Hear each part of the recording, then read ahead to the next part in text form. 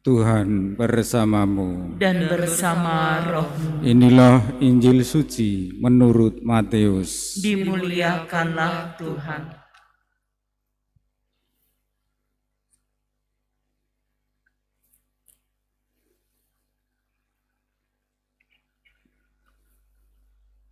Pada suatu hari, Yesus melihat seorang yang bernama Matius duduk di rumah cukai. Yesus berkata kepadanya, "Ikutlah aku." Matius segera berdiri dan mengikuti Yesus.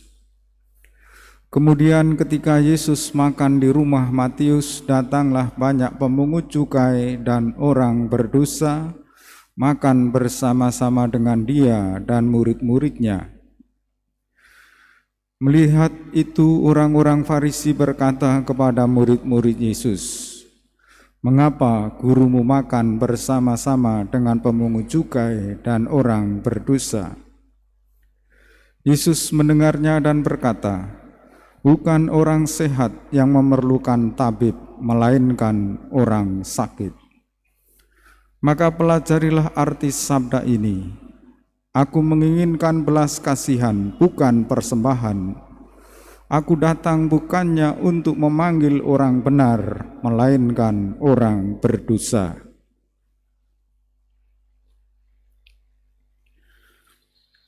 Demikianlah sabda Tuhan. Terpujilah Kristus.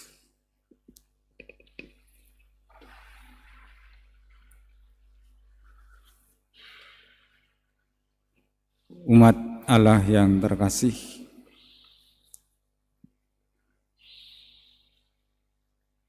panggilan Matius untuk menjadi murid Yesus menyadarkan, mengingatkan kita kembali bahwa Yesus datang ke dunia bukan hanya untuk memilih orang-orang hebat, orang-orang benar, tetapi memilih juga orang berdosa. Matius ini sampah masyarakat, karena dianggap sampah. Dia sebagai pemungut cukai menjual bangsanya sendiri dan mencari kekayaan untuk dirinya sendiri lewat bea cukai. Maka pegawai pajak ini pastilah orang yang kaya hartanya. Dari pengalaman Matius dipanggil oleh Yesus ini, kita tahu Matius menulis Injilnya dengan diawali silsilah Yesus. Dan Injil Matius dilambangkan sebagai manusia bersayap. Manusia bersayap atau mirip malaikat bersayap, mau menandakan bahwa kehadiran Yesus ke dunia sungguh-sungguh sebagai manusia dalam sejarah keselamatan manusia, juga lahir secara manusia.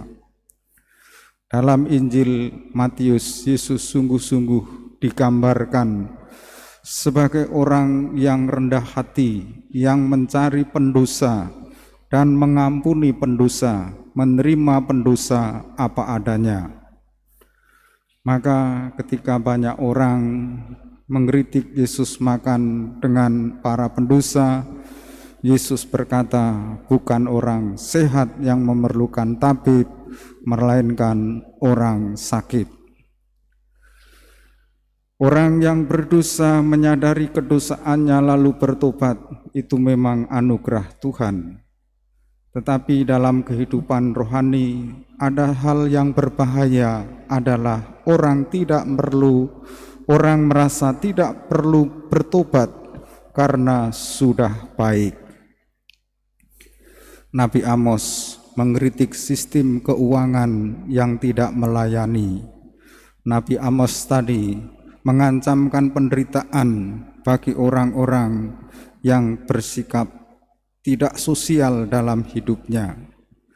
Dan itu nubuat Nabi Amos itu terpenuhi dalam diri Yesus.